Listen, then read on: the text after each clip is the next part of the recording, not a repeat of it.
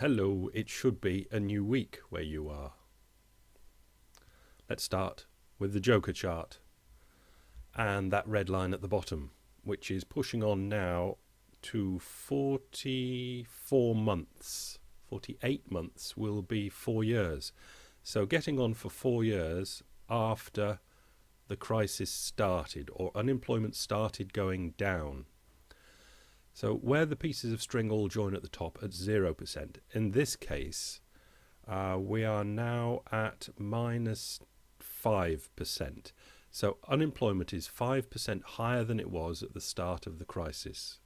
So if it was, and it probably was, unemployment rate was about 4%, and now it's 9%. And you can see at the height it was down just over 10%. So that's what this sort of coloured string is representing.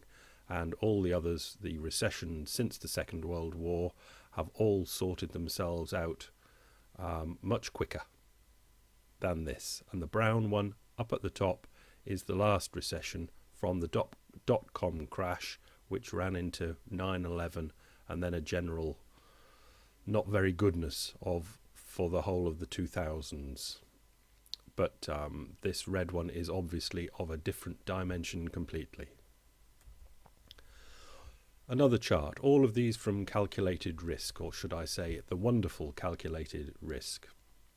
US unemployment level part-time for economic reasons. They do things in different ways in different countries, and this is one of the things that they have in the United States is part-time for economic reasons. You are working part-time, but you'd really rather have a full-time job. And as you can see, this is numerical. It's in numbers. The numbers having part-time jobs when they'd really rather be working full-time is a lot more than it has been any time in this chart going back to 1960. Now, the population has increased, so we would expect these sort of numbers to increase. But we can see that there's a whole different dimension came on with that swan's neck up through the Great Recession.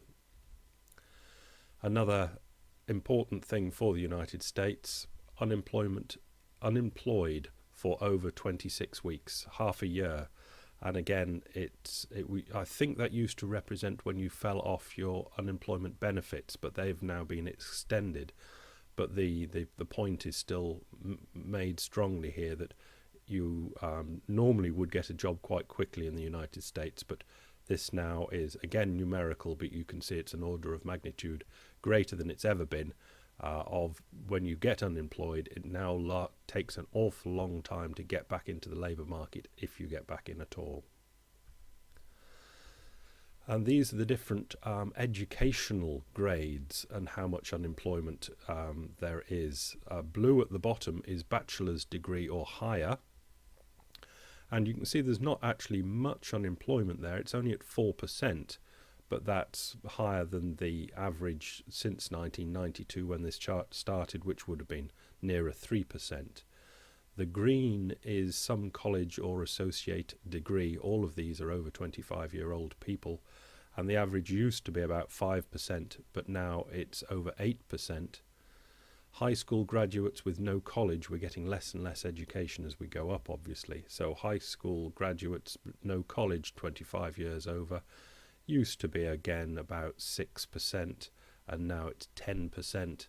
And the most unfortunate ones, the less than high school diploma, or again over 25 years old, averaged about, what should we say, 9%, but it's hung pretty heavily over 14% now. And that's the real problem with a more brain-oriented, how much brain have I got? Oriented economy. The people that aren't that educated struggle in downturns, especially in this one. But could there be some succor for them? Construction payroll jobs. You can see this is where, since 1992, a lot of the lower educated people went, with numerically lots more people, 5 million, 6 million, 7 million, getting on for 8 million were going into construction, building houses, but obviously that fell off, but it looks like it has at least levelled off now. So if that is something for these people to do. They can build houses. Right, this is the single most important problem reported by small businesses by presidential term. So it goes back a long way. It's not a very good screen capture, but it's the best I could do because there's an awful lot of discussion going on, and I believe it's coming from the politicians about regulation. Everything would be fine if regulation was taken off these small business people, small and medium-sized businesses. Now this goes back to the Ford and Carter. That means, Nixon and Ford, and then Carter, Reagan 1, Reagan 2, George H.W., Clinton, George W., and then Obama. Now, these three categories are regulations. Now, the regulations is in blue, and it was in second place behind we're worried about taxes at the time of Nixon Ford. So Nixon Ford, the small to medium-sized business people reported to this is NFIB, that they would like taxes lowered. They're most worried about taxes, second worried about regulations, but they had no fear about sales. They could sell anything. And things have moved on, as you can see. In the middle there, let's look at Clinton 1, where it was pretty similar, but just more worry. They were just moaning a lot more. Worried about taxes. Second, they were worried about regulations, but there was no real worry about sales. But now, look at that green pointing right up in the air. That's sales, poor sales. That's what they're worried about. They're worried about poor sales. It's the demand side of the economy. There aren't people walking into their stores, shops, to buy things. That's what they're worried about. Second, they're worried about their taxes that they have to pay. And third, a distant third, they're worried about regulations. So these politicians going on about regulations have not got it right according to this survey that has been going on for an awful long time. So let's go back to this article I referenced, was it Friday last week? World on the brink. As central bankers run out of ammo, the need for alternative models has never been more urgent. This is the one where we quoted Mervyn King, the boss of the Bank of England, saying that the actual banking system, the way banking is done, couldn't be worse. It really is a horrendously stupid system. So let's go on with this article.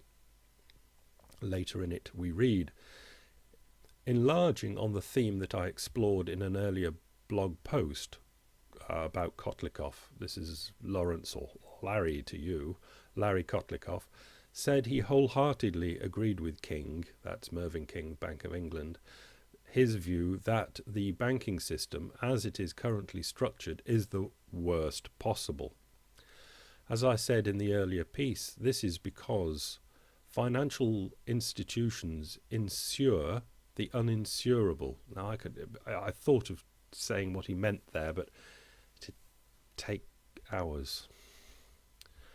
And take on liabilities that they can't honour, while these institutions and their managers take on only limited liability and pass the buck to the taxpayers when things go pear-shaped.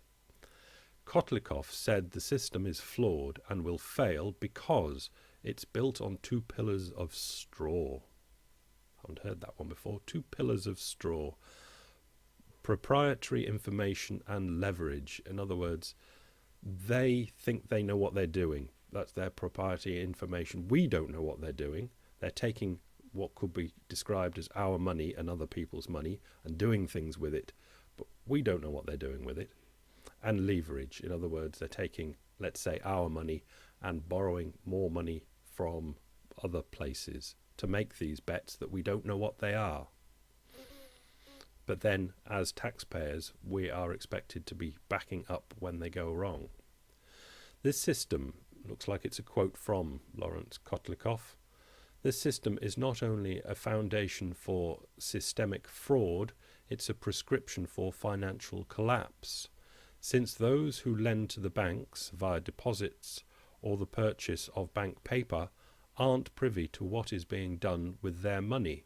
The strong whiff of fraud, whether actual or not, can provoke massive bank runs. Whatever we saw in 2008 was precisely this, a fraud run. It was not a liquidity run, but a run on one major financial institution after the other, because the creditors to those institutions suspected that they were being taken, or that other creditors had reached this conclusion and were going to get their money out first. A bit iffy by Kotlikoff, but Kotlikoff is a bit iffy.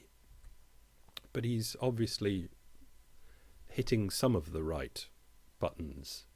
Kotlikoff pointed out that a full-scale run on US banks would require Ben Bernanke's Federal Reserve to print over $10 trillion to cover its guarantees. This printing presses working overtime would trigger hyperinflation, precisely what I think the Fed has been seeking to avoid. Kotlikoff proposes scrapping the existing system and reinventing finance with limited purpose banks at its heart. As I said in my earlier blog post, he said, limited purpose banking doesn't break up large banks, it limits them to their legitimate purpose, namely intermediation as opposed to gambling, and it forces them to turn on the lights and operate with full disclosure and complete transparency. And if nothing else, I mean, Kotlikoff seems to always go a bit wild from, is he Harvard? I forget where, he's a really top-ranking sort of professor type, but he always seems to run off to extremes. But I think he's basically right here, that what Mervyn King has pointed out to, when we are asked to ensure what they're doing, it's the short-term borrowing. They borrow short-term and lend long-term. So there's always that tension between the two. The belief in the banks is that those long-terms will be paid. That's one of the things at the heart of it. And it can never be guaranteed.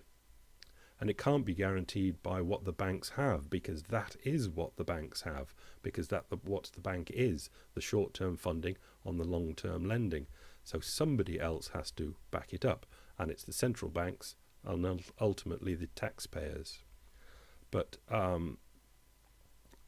the big thing here is the lights need to go on, that the books of banks need to be completely opened up for faith to return. The only trouble is that the last thing that central banks, governments, the actual banks themselves, anybody really wants is the lights to be turned on, because then we might see just what a disgraceful state the bank's books are actually in. So I don't think we'll have the lights on for an awful long time. So there will not be faith, and there will always be this terrible undecidedness and worry in what is described as the markets. Bloomberg, Soros, Georgie boy, says Europe, US turmoil reminds him of the Soviet collapse. Billionaire investor George Soros said the disruption to global financial markets since 2008 has implications for Europe and the US that remind him of the final years of the Soviet Union. It's a very good idea of his, really, because he was quite close to there. He's Eastern European, so that would be brought to mind. For most of our minds, we're referencing the Great Depression, but it's a good analogy he's brought out there. Some things, I won't do my George Soros, it'd take all the time just to get to the end of the paragraph.